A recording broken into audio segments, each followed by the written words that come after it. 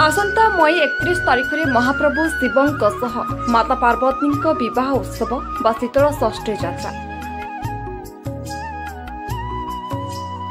प्रत्येक वर्ष ओडिशार अनेक स्थान में यह ऐतिहासिक उत्सव पर्व को बेस आनंद उल्लास पालन कर ठीक से बलांगीर जिला टिटिलागढ़ में बहुत धूमधाम रे शीतल षष्ठी यात्रा उत्सव महासमर पालन होता है। हजार हजार संख्यार भक्त श्रद्धालुओं भिड़ देखा मिलता है। सहरवासी तथा आखपाख अंचल अनेक भक्त श्रद्धालु ए उत्सव देखा अपेक्षा रही। प्रत्येक वर्ष भली चलित वर्ष मध्य अनुष्ठित होगा शीतल षष्ठी उत्सव 25 वर्ष में पदार्पण करने को जाउछि। 25तम यात्रा उत्सव पर्व किभली आयोजन करा टिटिलागढ़ हाटपदा पड़ा नूतन प्रहरी मंडप प्रांगण में टिटिलागढ़ शीतल षष्ठी पूजा कमिटी पक्षर पूर्व प्रस्तुति बैठक बा थालधरा कार्यक्रम अनुष्ठित होइछि।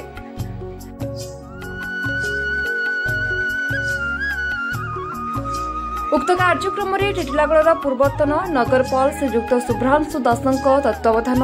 आवाहक्रमे एवं टिटिलागढ़ शीतल षष्ठी पूजा कमिटी सभापति श्री श्रीपति साहू एवं संपादक श्री सुधीर खड़े एवं कोषाध्यक्ष श्री प्रभाकर सराफ नेतृत्व एवं उपदेष्टा भाव श्री लिंगराज साहू, नारायण साहू, संजीव कुमार त्रिपाठी, कमिटी सदस्य टिकेलाल सेठ, गोपाल मेहर, धलाकानो बुड़ेक, संजय त्रिपाठी, विदु दड़ाई, गोविंद साहू, गुरिया सुना, पूजक ब्राह्मण श्री कान्हूचरण मिश्रा तथा अनेक महिला पुरुष भक्त श्रद्धालु उपस्थित रही। चलित वर्ष महासमर अनुष्ठित होगा 25तम शीतल षष्ठी यात्रा उत्सव में पूजा कर्ता व महाप्रभु शिव एवं माता पार्वती पिता एवं माता दायित्व कन्या पिता एवं माता भाव टिटिलागढ़ हाटपदा पड़ा निवासी श्री सीताराम बेहरा एवं सहधर्मिणी श्रीमती रेणुका बेहरा कन्या पक्षर दायित्व नेथिबा बेले बरपिता एवं माता भाव टिटिलागढ़ श्रीभट्टा पड़ा निवासी श्री महेंद्र कुमार राउत एवं धर्मपत्नी मेनका राउत बरपक्षर दायित्व ग्रहण कर दायित्व नहीं उभय पक्षर कर्ता निजकू सौभाग्यशाली एवं गर्वित अनुभव कर। शीतल षष्ठी यात्रा प्रत्येक वर्ष जेन आज के 25 वर्ष चली आसीचे सुचारू रूपे आम शीतल षष्ठी कमिटी टिटिलागढ़ आनुकूल्य से आज प्रस्तुति बैठक तार संगे संगे आम जेन पिता माता हिसाब से धवलेश्वर बाबा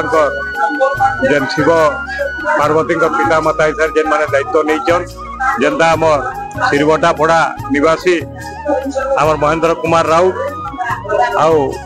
मेनका राउत ताकर सहधर्मिणी से माने पिता दायित्व नहीं पिता हिसाब से शिवंकर से दायित्व दिखाई भगवान आशीर्वाद रु तापर कन्या पिता माता हिसाब से सीताराम बेहरा रेणुका बेहरा से माने दायित्व पाई चलित वर्ष 25तम आमर शीतल षष्ठी बहुत धूमधाम रे पालन करवार लगी आज आम स्थिर करूँ। आज संकल्प दिवस भी समस्ते आज संकल्प नेबे और आम जेन माने कर्ता हिसाब से दायित्व पाई से भी संकल्प नेबे जे कार्यक्रम के केंता के धूमधाम रे करा जिबा विशेष करी समस्ते शांति श्रृंखला सहित केंता करी प्रत्येक वर्ष बहुत बढ़िया हिसाब आम जेन पालन करासी। चलित वर्ष आम 30 तारिख रु आरंभ होकर 1 तारिख रे कार्यक्रम सरवा 30 तारिख संध्या रे आम मंदिर जाकर निमंत्रण करमु जेनटा कि श्रीभट्टा पड़ा के जीवे धवलेश्वर बाबा माता पार्वती को अना जीवा हाटपदार आम जेन विवाह मंडप रही तो तार पर 31 तारिख रे सकालू जहाँ जहाँ नीतिकर्म जेनटा रही आम विवाह लगी जेनटा हल्दी फल्दी जहाँ जहाँ कार्यक्रम सब हेबा तापरे कनसन हेबा तापरे अलंकार धारण हेबा 11 बजे परे अलंकार धारण संध्या रे बराती जेटा श्रीभट्टा पड़ारू टाउन परिक्रमा करपदा पड़ा के आसिक और विवाह मंडप के पहुंचला पर विवाह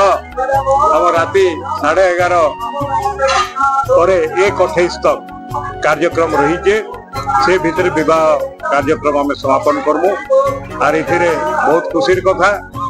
जे टिटिलागढ़ बासी बहुत खुशी रे आनंद रे सब प्रकार साहाय्य सहयोग देतीसन और ये कार्यक्रम हमको बहुत बढ़िया लगसे आनंद देती हमको जेनटा कि उत्सवमय टिटलागढ़ से दिन 3 दिन धरी करी जेनटा कि हेबा